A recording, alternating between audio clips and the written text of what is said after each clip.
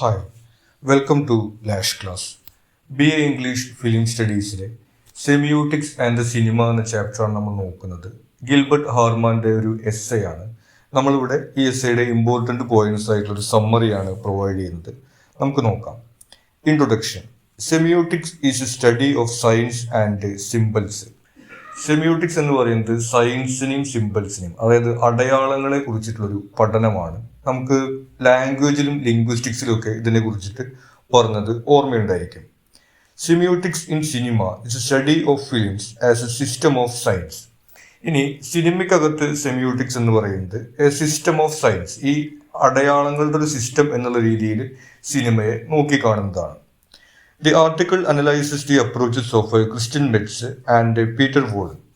അപ്പോൾ സിനിമയെ ഇങ്ങനെ സെമിയോട്ടിക്സിലൂടെ നോക്കിക്കാണുന്ന രണ്ട് അപ്രോച്ചുകളാണ് ഈ ആർട്ടിക്കിളിൽ പരിശോധിക്കുന്നത്. ഒന്ന് ക്രിസ്ത്യൻ മെറ്റ്സിൻ്റെതും മറ്റൊന്ന് പീറ്റർ വോളൻ്റെതും. Concludes with the author's analysis of the approaches. അങ്ങനെ ഈ രണ്ടുപേരുടെയും അപ്രോച്ചസിനെ കുറിച്ച് പറഞ്ഞിട്ട് ഓതർക്ക് അതിനെ കുറിച്ചിട്ട് പറയാനുള്ളത് കൂടി ചേർത്തിട്ടാണ് ഈ ആർട്ടിക്കിൾ അവസാനിക്കുന്നത്. Christian midst. ആദ്യം ക്രിസ്ത്യൻ മെറ്റ്സിൻ്റെ അപ്രോച്ചിനെ കുറിച്ചിട്ടാണ് പറയുന്നത്. Concerned about the experience of the cinema from the viewers perspective. അപ്പോൾ ഇദ്ദേഹത്തിൻ്റെ പഠനത്തിൽ സിനിമ ഒരു കാഴ്ചക്കാരൻ എങ്ങനെയാണോ കാണുന്നത് അതിനെ കുറിച്ചിട്ടാണ് ഇദ്ദേഹം പരിശോധിക്കുന്നത്. അതായത് images, sound, effects of editing. നമ്മളൊരു സിനിമ കാണുന്ന സമയത്ത് നമ്മൾ കാണുന്ന ഇമേജസ്, നമ്മൾ കേൾക്കുന്ന ശബ്ദങ്ങൾ, എഡിറ്റിംഗ് എങ്ങനെയാണ് നമുക്ക് അവിടെ കാണാൻ കഴിയുന്നത് തുടങ്ങിയിട്ടുള്ള നമ്മൾ കാണുന്ന കാര്യങ്ങളെ കുറിച്ചിട്ടാണ് ഇവിടെ പരിശോധിക്കുന്നത്. And ignores the technical aspects. സിനിമയുമായി ബന്ധപ്പെട്ടിട്ടുള്ള അതിൻ്റെ ബാക്ക്ഗ്രൗണ്ടിൽ നടക്കുന്ന ടെക്നിക്കലായിട്ടുള്ള കാര്യങ്ങളെ കുറിച്ചിട്ട് ഇവിടെ പഠന വിധേയമാക്കുന്നില്ല. Focuses on feature length narrative films and ignores other forms of cinema. ഇനി ഇദ്ദേഹത്തിൻ്റെ പഠനം ഫോക്കസ് ചെയ്യുന്നത് നരേറ്റീവ് ഫിലിംസ്, ഫീച്ചർ ലെങ്തിൽ, അതായത് നമ്മൾ സാധാരണ തിയേറ്ററിലൊക്കെ കാണുന്ന സിനിമകൾ എന്ന് പറയുന്ന ഫീച്ചർ നരേറ്റീവ് ഫിലിംസിനെ കുറിച്ചിട്ടാണ് ഇദ്ദേഹം പറയുന്നത്.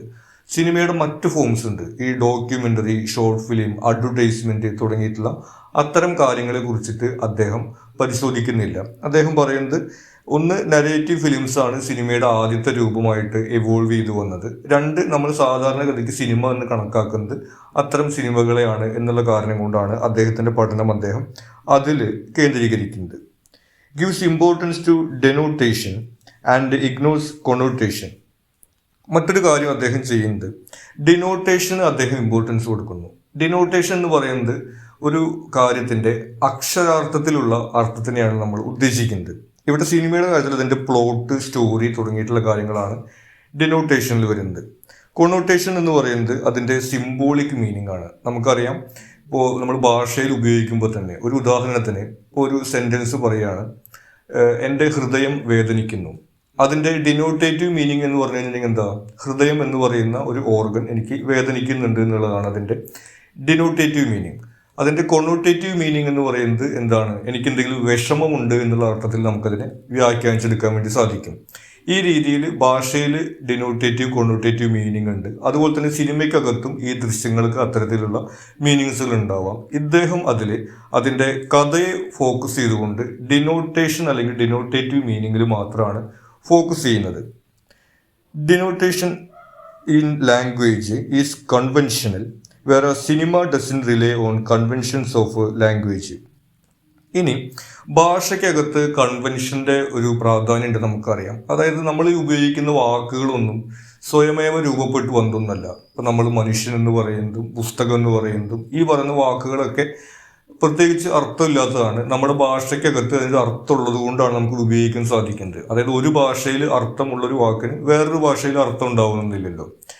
ഈ രീതിയിലാണ് നമുക്ക് ഭാഷയിലുള്ളതെങ്കിൽ സിനിമയ്ക്കകത്ത് അങ്ങനെയല്ല. ഇപ്പോൾ സിനിമയ്ക്കകത്ത് ഒരു ദൃശ്യം കാണിക്കുന്ന സമയത്ത്, ഒരു വീടിൻ്റെയോ അല്ലെങ്കിൽ ഒരാൾ നടന്നു പോകുന്നതിൻ്റെയോ ഒരു ദൃശ്യം കാണിക്കുന്ന സമയത്ത് ആ കാണുന്നത് എല്ലാവർക്കും മനസ്സിലാക്കാൻ വേണ്ടി സാധിക്കും. അതിന് പ്രത്യേകിച്ചിട്ട് കൺവെൻഷൻ്റെ ആവശ്യമില്ല എന്ന് അദ്ദേഹം പറയുന്നു. There is no syntax in cinema. An image is at the level of a sentence or a paragraph. അടുത്തായിട്ട് അദ്ദേഹം പറയുന്നത് സിനിമയ്ക്കകത്ത് സിൻടാക്സ് ഇല്ല എന്നാണ്. സിൻടാക്സ് എന്ന് പറയുന്നത് ലാംഗ്വേജിൽ ഒരു ബേസിക് യൂണിറ്റ്, ഒരു വേർഡ് എന്നുള്ള അർത്ഥത്തിൽ വരുന്നതാണ്. സിനിമയ്ക്ക് അത്തരത്തിൽ ഒരു ബേസിക് യൂണിറ്റ് ഉണ്ടാവില്ല എന്നാണ് അദ്ദേഹം പറയുന്നത്.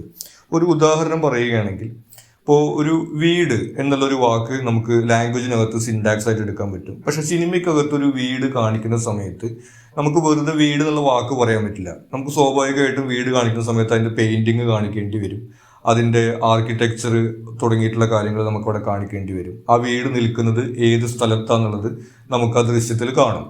ആ രീതിയിൽ വളരെ ബേസിക് ആയിട്ടൊരു യൂണിറ്റ് ആയിട്ട് ലാംഗ്വേജിൽ പോലും വരില്ല. ഒരു സെന്റൻസോ പാരഗ്രാഫോ എന്നുള്ള രീതിയിൽ നമുക്ക് അത്രയും ഡീറ്റെയിൽ ആയിട്ടുള്ള കാര്യങ്ങൾ ഒരു ഇമേജിൽ നിന്ന് തന്നെ മനസ്സിലാക്കാൻ സാധിക്കുമെന്നാണ് അദ്ദേഹം പറയുന്നത്. Films are made up of syntagmas which is a series of minimal sequences. അടുത്തതായിട്ട് അദ്ദേഹം പറയുന്നത് സിൻഡാഗ്മാസ് എന്ന് അദ്ദേഹം വിളിക്കുന്ന മിനിമൽ സീക്വൻസസ്. നമുക്കറിയാം, ഒരു സിനിമയിൽ ഒരു സീൻ ക്രിയേറ്റ് ചെയ്യുന്നത് പല ഷോട്ടുകൾ ഉപയോഗിച്ചുകൊണ്ടാണ്, പല ഷോട്ടുകൾ ചേർത്ത് വെച്ചുകൊണ്ടാണ് ഒരു സീൻ ഉണ്ടാക്കുന്നുള്ളത്. അതിനെയാണ് അദ്ദേഹം ഇവിടെ സിൻഡാഗ്മാസ് എന്ന് പറയുന്നത്. Different types of syntagmas such as descriptive, bracket and simultaneous. പലതരത്തിലുള്ള സിൻഡാഗ്മാസ് ഉണ്ടാവും എന്ന് അദ്ദേഹം പറയുന്നു. ഡിസ്ക്രിപ്റ്റീവ് എന്ന് പറയുന്നത് നമ്മൾ നേരത്തെ പറഞ്ഞ പോലെ ഒരു വീടോ അല്ലെങ്കിൽ ഒരാളെയോ ഇങ്ങനെ വിവരിക്കാൻ വേണ്ടിയിട്ട് കാണിക്കുന്ന ഷോട്ടുകളെ അല്ലെങ്കിൽ സീനുകളെയാണ് അതിൽ ഉൾക്കൊള്ളിക്കുന്നത്. ബ്രാക്കറ്റ് എന്ന് പറയുന്നത് ഒരു ഗ്രൂപ്പ് ഓഫ് ഷോട്ട്സ് അല്ലെങ്കിൽ സീൻസ് ആണ്. ഒരു കാര്യവുമായി ബന്ധപ്പെട്ടിട്ടുള്ള ഒന്നിലധികം ഷോട്ട്സിനെയും സീൻസിനെയാണ് ബ്രാക്കറ്റ് എന്ന് അദ്ദേഹം പറയുന്നത്. ആൻഡ് സൈമൾട്ടേനിയസ് എന്ന് പറയുന്നത് ഒരേ സമയത്ത് വ്യത്യസ്ത സ്ഥലങ്ങളിൽ നടക്കുന്ന കാര്യങ്ങളെ നമുക്ക് സിനിമയ്ക്കകത്ത് കാണാൻ വേണ്ടി സാധിക്കും. ഇപ്പോൾ ഒരു ഉദാഹരണത്തിന്, ഒരു ഫോൺ കോൾ ചെയ്യുന്ന ഒരു സീനാണെന്നുണ്ടെങ്കിൽ ഫോണിന്റെ ഒരു തലക്കിലുള്ള ഒരാളുടെ ദൃശ്യം അയാൾ സംസാരിക്കുന്നത്, അതിനുശേഷം മറുവശത്ത് ഉള്ള ആൾ സംസാരിക്കുന്നത്. ആ രീതിയിൽ രണ്ട് വ്യത്യസ്ത സ്ഥലങ്ങളിലെ ആളുകളെ ഇടകലർത്തിയിട്ട് രണ്ടും ഒരേ സമയം നടക്കുന്നതായിട്ടൊക്കെ കാണിക്കാൻ സാധിക്കും. അത്തരത്തിൽ പല രീതിയിലുള്ള ഷോട്ടുകൾ, സീനുകൾ ഉണ്ട് എന്നുള്ള കാര്യം അദ്ദേഹം പറയുന്നു. Next focus is on style and genre which can be studied by the codes used such as dress, settings, behaviour. അപ്പോൾ ഈ സിൻഡാഗ്മാസ് എന്ന് പറയുന്ന ഈ കാര്യങ്ങളിലൂടെ ഇതിൻ്റെ ക്ലോസപ്പ്, ലോങ്, മിഡിൽ എന്നൊക്കെയുള്ള പല രീതിയിലുള്ള ഷോട്ടുകൾ, ആംഗിളുകൾ ഒക്കെ ഉണ്ടെന്നുള്ളത് നമുക്കറിയാം. അത്തരം കാര്യങ്ങളെ കുറിച്ചിട്ടാണ് അദ്ദേഹം ഈ സിൻഡാഗ്മാസിനകത്ത് പഠിക്കാൻ വേണ്ടിയിട്ട് ഫോക്കസ് ചെയ്യുന്നത്. അപ്പോൾ അതിനുശേഷം അദ്ദേഹം അടുത്ത ഫോക്കസ് കൊടുക്കുന്നത് അതിൻ്റെ സ്റ്റൈൽ, ജനർ, ഏത് തരത്തിലുള്ള സിനിമയാണെന്നുള്ള കാര്യത്തിലേക്കാണ്. അതിൽ കോഡുകൾ ഉപയോഗിച്ചുകൊണ്ട് മനസ്സിലാക്കാൻ സാധിക്കുമെന്ന് അദ്ദേഹം പറയുന്നു. ഉദാഹരണത്തിന് അതിനകത്ത് ക്യാരക്ടേഴ്സിൻ്റെ ഡ്രസ്സിങ്, അതായത് ഏത് കാലഘട്ടത്തിൽ നടക്കുന്ന കഥ എന്നുള്ളതൊക്കെ. ഇപ്പോൾ പഴയ കാലത്തെ കഥയാണെങ്കിൽ പഴയ രീതിയിലുള്ള ഡ്രസ്സിങ് ആണല്ലോ അതിനകത്ത് ഉണ്ടായിരിക്കുക. അതുപോലെ തന്നെ അതിൻ്റെ സെറ്റിങ്സ്, ക്യാരക്ടേഴ്സിൻ്റെ ബിഹേവിയർ തുടങ്ങിയിട്ടുള്ള കാര്യങ്ങളിൽ നിന്ന് അത്തരം കാര്യങ്ങൾ മനസ്സിലാക്കാൻ സാധിക്കുമെന്ന് അദ്ദേഹം പറയുന്നു. അടുത്തതായിട്ട് പീറ്റർ വോളന്റെ അപ്രോച്ചാണ്. അദ്ദേഹം സിനിമയെ സിനിമ്യൂട്ടിക്സ് രീതിയിൽ കാണുന്ന സമയത്ത് ഇമ്പോർട്ടൻ്റ് കൊടുക്കുന്നത് 3 aspects of a sign: icon, index, symbol. അതായത് നമ്മൾ ലിംഗ്വിസ്റ്റിക്സിൽ പഠിച്ചിട്ടുണ്ട് സൈൻ, സിഗ്നിഫയർ, സിഗ്നിഫൈഡ് എന്നുള്ള രീതിയിലൊക്കെ. അത്തരത്തിൽ സൈൻ എന്നുള്ളൊരു കൺസെപ്റ്റിനാണ് ഇദ്ദേഹം പ്രാധാന്യം കൊടുക്കുന്നത്. അതിൽ 3 ആസ്പെക്ട്സ് ആണ് വരുന്നത്. ഒന്ന് ഐക്കൺ, ഇൻഡെക്സ്, സിമ്പിൾ. ഐക്കൺ എന്ന് പറയുന്നത് എന്താണോ ഒരു സൈൻ കൊണ്ട്, അല്ലെങ്കിൽ ഇവിടെ സിനിമയുടെ കാര്യത്തിൽ ഇമേജ്, ലാംഗ്വേജിലാണെങ്കിൽ ഒരു വേർഡ് കൊണ്ട് ഉദ്ദേശിക്കുന്നത് എന്നുള്ളതാണ്. ഇപ്പോൾ ഒരു ഉദാഹരണം പറയുകയാണെങ്കിൽ ഒരു ഗണ്ണിൻ്റെ ഒരു ചിത്രം, നമുക്കറിയാം അത് ആ ഒരു വസ്തുവിനെയാണ് അവിടെ ഉദ്ദേശിക്കുന്നത്. ഇനി അതിൻ്റെ ഇൻഡെക്സ്, അത് ഏത് സാഹചര്യത്തിലാണ് കാണിക്കുന്നത് എന്നുള്ളത് കൊണ്ട് അതിൻ്റെ അർത്ഥത്തിൽ ചെറിയ മാറ്റങ്ങൾ അല്ലെങ്കിൽ നമുക്ക് കൂടുതൽ കാര്യങ്ങൾ മനസ്സിലാക്കാൻ വേണ്ടി സാധിക്കും. ഇപ്പോൾ ഒരു ക്രൈം സീൻ, ഒരു മർഡർ നടന്നൊരു സീനിനകത്താണ് ഒരു ഗൺ കാണുന്നതെന്ന് വിചാരിക്കുക. അപ്പോൾ അവിടെ എന്താണ്, അത് ഒരു എവിഡൻസ് എന്നുള്ളൊരു അർത്ഥം കൂടി അതിനകത്ത് വന്നു. അത് ഉപയോഗിച്ചുകൊണ്ടാണ് അവിടെ ഈ മർഡർ നടന്നിട്ടുള്ള കാര്യം നമുക്ക് അവിടെ മനസ്സിലാക്കാൻ വേണ്ടി സാധിക്കും. ആ രീതിയിൽ അതിന് പുതിയ അർത്ഥങ്ങൾ കൈവരും. ഇനി മറ്റൊന്ന് സിമ്പിൾ എന്ന് പറയുന്നതാണ്. ഇനിയിപ്പോൾ അവിടെ നമ്മൾ കാണുന്നത് ഗണ്ണാണ്, ഒരു കത്തിയോ അല്ലെങ്കിൽ വടിയോ മറ്റൊന്നുമല്ല. അതിന് വേറെ അർത്ഥ തലങ്ങളുണ്ട്. അതായത് ഒന്ന് ഒരുപക്ഷെ ഒരു പ്രൊഫഷണൽ ആയിട്ടുള്ള ആളായിരിക്കും ആ കാര്യം ചെയ്തിട്ടുണ്ടായിരിക്കുക, അല്ലെങ്കിൽ ഗണ്ണൊക്കെ മേടിക്കാൻ പാകത്തിൽ റിച്ച് ആയിട്ടുള്ള ഒരാളായിരിക്കും അത് ചെയ്തിട്ടുണ്ടായിരിക്കുക എന്നുള്ള പുതിയ അർത്ഥങ്ങൾ നമുക്ക് അതിൽ നിന്ന് കണ്ടെത്താൻ വേണ്ടി സാധിക്കും. ഈ രീതിയിൽ ഒരു സൈനിൽ നിന്ന് തന്നെ പല അർത്ഥതലങ്ങൾ നമുക്ക് ഉണ്ടാക്കാൻ സാധിക്കുന്നതാണ് അദ്ദേഹം പറയുന്നത്.